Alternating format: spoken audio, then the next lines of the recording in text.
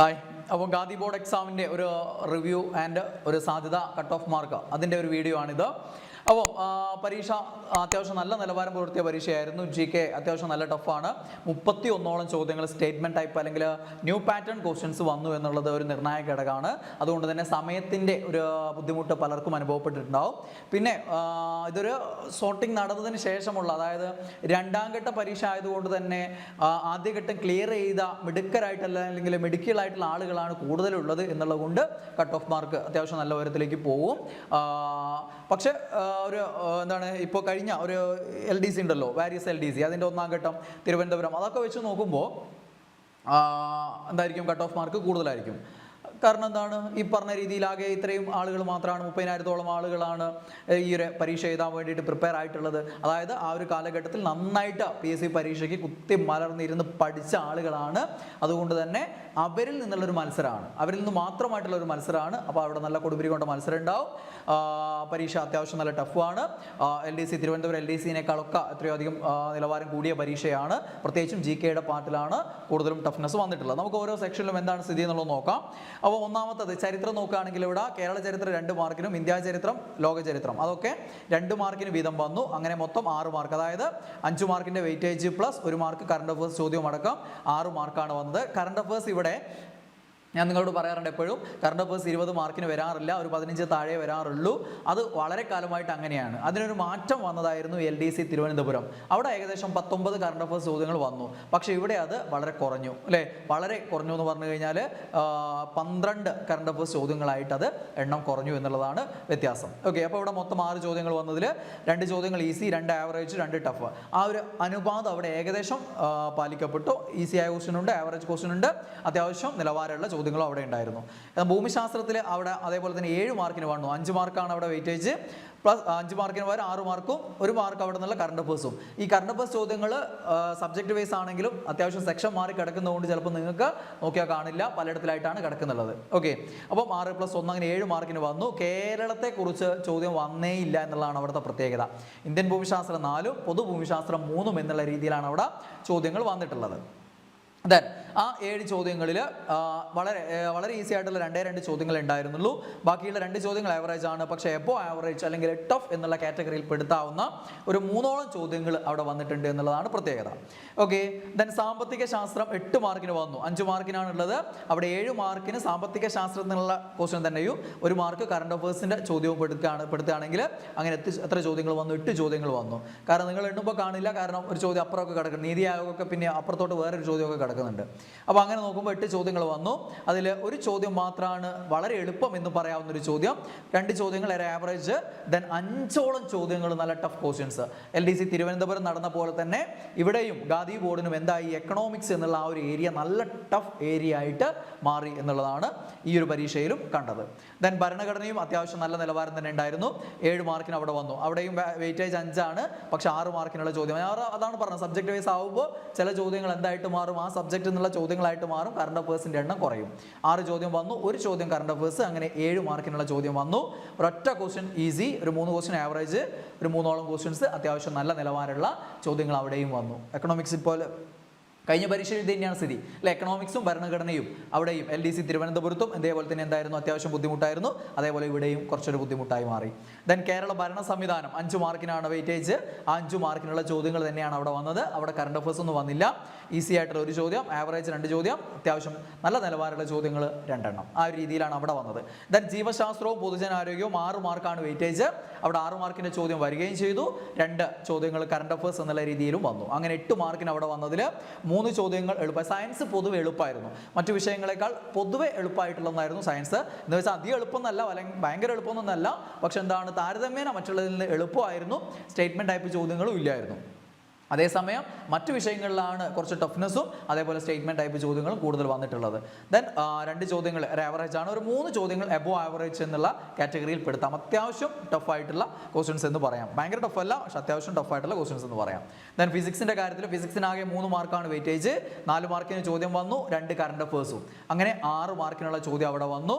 അതിൽ 5 മാർക്കിൻ്റെ ചോദ്യങ്ങളും വളരെ ഈസി. ഈ ഒരു ഏറ്റവും എളുപ്പമുള്ള ഒരു ഏരിയ എന്ന് പറയുന്നത് ഫിസിക്സിൻ്റെ ഏരിയ ആയിരുന്നു. 5 എളുപ്പമുള്ള ചോദ്യങ്ങളാണ്, ഒരു ആവറേജ് ക്വസ്റ്റ്യൻസ്, ഒരു എബോ ആവറേജ് എന്ന് പറയാവുന്ന രീതിയിലുള്ള ചോദ്യങ്ങളില്ലായിരുന്നു. എല്ലാം മുൻകാലങ്ങളിലൊക്കെ ചോദിച്ച ചോദ്യങ്ങളും വളരെ എളുപ്പമായിട്ടുള്ള ചോദ്യങ്ങളൊക്കെ തന്നെയാണ് ഫിസിക്സ് മേഖലയിൽ വന്നത്. ദെൻ കെമിസ്ട്രി 3 മാർക്കാണ് വെയിറ്റേജ്. അവിടെ 5 മാർക്കിനുള്ള ചോദ്യം വന്നു. കറണ്ട് അഫയേഴ്സ് കടന്നു വന്നില്ല. അങ്ങനെ 5 മാർക്കിനുള്ള ചോദ്യമായിട്ട് അവിടെ മാറി. ദെൻ ഒരു ക്വസ്റ്റ്യൻസ് ഈസി, ഒരു ക്വസ്റ്റ്യൻ ആവറേജ്. ദെൻ കെമിസ്ട്രിയുടെ കാര്യത്തിലാണ് ഞാൻ പറഞ്ഞ സയൻസ് മൊത്തം എളുപ്പമാണ്, പക്ഷേ ഇത്തിരി ഒരു നിലവാരം ഉണ്ടെന്ന് തോന്നാവുന്ന രീതിയിൽ ചില ചോദ്യങ്ങൾ, സാധാ ചോദ്യങ്ങളാണ്, പക്ഷെ എന്താണ് ഇത്തിരി ഒരു നിലവാരമുള്ള അബോ ആവറേജ് കാറ്റഗറിയിൽ പെടുത്താവുന്ന ഒരു 3ഓളം ചോദ്യങ്ങൾ അവിടെയും വന്നു. ദെൻ കലാ, കായികം, സാഹിത്യം, സംസ്കാരം എല്ലാം കൂടെ 5 മാർക്കാണ്. ആ 5 മാർക്കും അവിടെ നിന്നൊരു 3 മാർക്കിന്റെ കറണ്ട് അഫയേഴ്സും, അങ്ങനെ 8 മാർക്കിന് ചോദ്യങ്ങൾ വന്നതിൽ 4 വളരെ ഈസി ചോദ്യങ്ങളാണ്, 3 ആവറേജ് കാറ്റഗറിയാണ്. ദെൻ എബോ ആവറേജ് എന്ന് പെടുത്താവുന്ന ഒരു ചോദ്യം. അതായത് ഈ ഒരു ഏരിയ എന്തായിരുന്നു, എളുപ്പമായിരുന്നു എന്നുള്ളതാണ്. ഓക്കെ. ദെൻ കമ്പ്യൂട്ടറിന്റെ കാര്യം, കമ്പ്യൂട്ടറിന് 3 മാർക്കാണ് വെയിറ്റേജ്. ആ 3 മാർക്കിനുള്ള ചോദ്യങ്ങൾ തന്നെയാണ് അവിടെ നിന്ന് വന്നിട്ടുള്ളതും.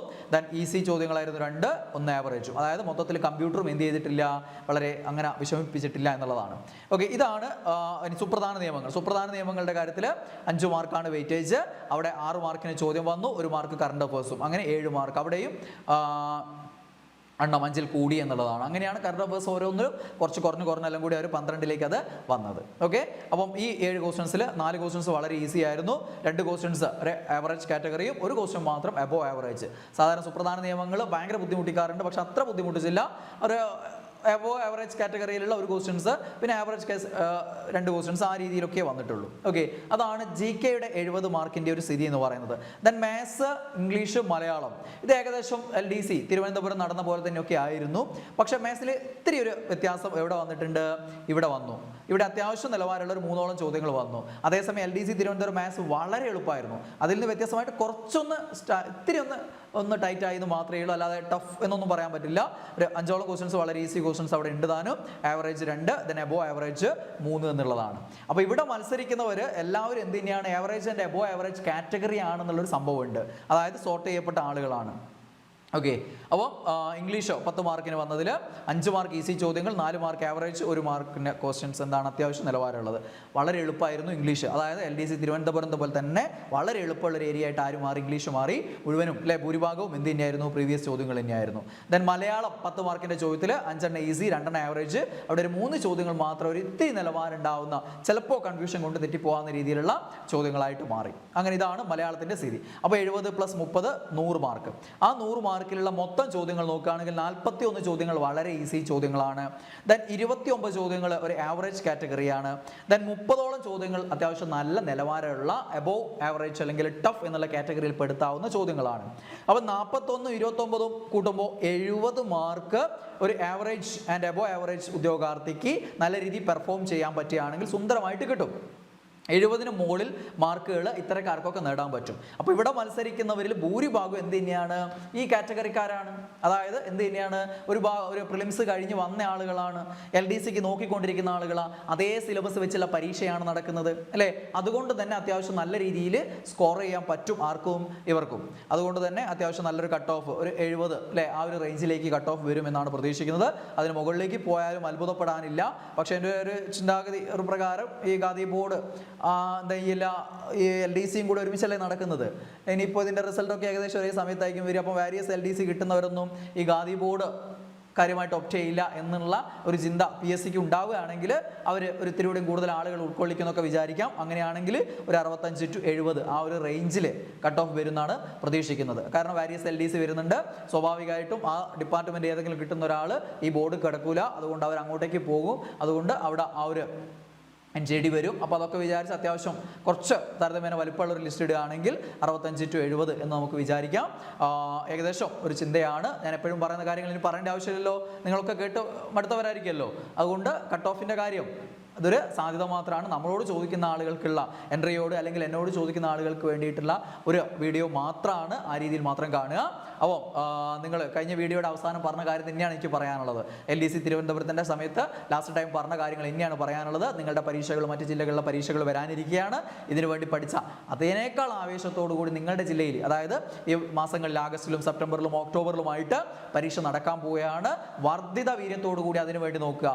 ഇതിൽ ഡൗൺ ആയി നില പേടിയെ വേണ്ട. വേണ്ട, ഇല്ല ഇന്നലത്തെ ക്വസ്റ്റ്യൻ പേപ്പർ കണ്ട് കിളി പോയി, അല്ലെങ്കിൽ ആകെ ടെൻഷനായി പോയി, കുറച്ചു കാലം ഗ്യാപ്പായിരുന്നു, അതുകൊണ്ട് ഇത് നേരിട്ടപ്പോൾ ആകെ ടെൻഷനായി, ഇനിയിപ്പോൾ എനിക്ക് LDC നോക്കാൻ തന്നെ മടിയാണ്, ആ ഒരു മട്ടിൽ നിൽക്കണ്ട. ഇനി ഇതേപോലെ തന്നെ ആയിരിക്കണം എന്നില്ലല്ലോ നിങ്ങളുടെ ക്വസ്റ്റ്യൻ പേപ്പർ. നിങ്ങളുടെ ക്വസ്റ്റ്യൻ പേപ്പർ ഏകദേശം LDC തിരുവനന്തപുരം നടന്നില്ലേ, ആ ഒരു റേഞ്ചിലും അങ്ങനെയൊക്കെ ആയിരിക്കും എന്ന് വിചാരിക്കാം. ഇനി ഈ ഒരു റേഞ്ചിൽ വന്നാൽ പോലും ഞെട്ടണ്ട. നിങ്ങൾക്ക് എന്ത് കിട്ടിയെന്ന് വിചാരിക്കുക? ഒരു മുന്നൊരുക്കം കിട്ടിയ, ഒരു റിഹേഴ്സൽ കിട്ടിയെന്ന് വിചാരിച്ചാൽ മതി. യഥാർത്ഥ പരീക്ഷയ്ക്ക് മുമ്പേ ഉള്ള ഒരു റിഹേഴ്സലായിട്ട് ഗാദി ബോർഡിന് കിട്ടിയെന്ന് വിചാരിച്ചാൽ മതി. മാർക്ക് കുറഞ്ഞ ആളുകൾ അതങ്ങനെ വിചാരിച്ചേക്കെ. ഇനി ഗാദി ബോർഡല്ലേ, അപ്പോൾ നമ്മുടെ യഥാർത്ഥ ഡിപ്പാർട്ട്മെന്റിലേക്കുള്ള LDC വരാൻ പോവുകയാണ്. അതിന് വർദ്ധിത ആവേശത്തോടു കൂടി പഠിക്കുക. മാർക്ക് കുറഞ്ഞവർ, ഇനി മാർക്ക് കൂടുതൽ കിട്ടിയിട്ടുണ്ടെങ്കിൽ പോലും 80 above കിട്ടിയ ആളുകൾ നമ്മുടെ ഗ്രൂപ്പിൽ തന്നെ ഉണ്ട്. വേൾഡ് ബാച്ചിലൊക്കെ എത്രയോ പേരുണ്ട്. അപ്പോൾ അങ്ങനെയുള്ള ആളുകളാണെങ്കിൽ പോലും നിങ്ങൾ ചെയ്യേണ്ടത് എന്താണ്? വാരിയസ് LDCക്ക് വേണ്ടി നോക്കുക. കാരണം നിങ്ങൾക്ക് ഇവിടെ ഭാവിയിൽ തൃപ്തിപ്പെടാൻ പറ്റില്ല. അതുകൊണ്ട് നിർബന്ധമായിട്ടും ഒരു അലസതയും കാണിക്കാതെ ഈ വരുന്ന നിങ്ങളുടെ ജില്ലയിൽ നടക്കാൻ പോകുന്ന LDCക്ക് വേണ്ടിയിട്ട് നന്നായിട്ട് നോക്കുക എല്ലാവരും. All the best.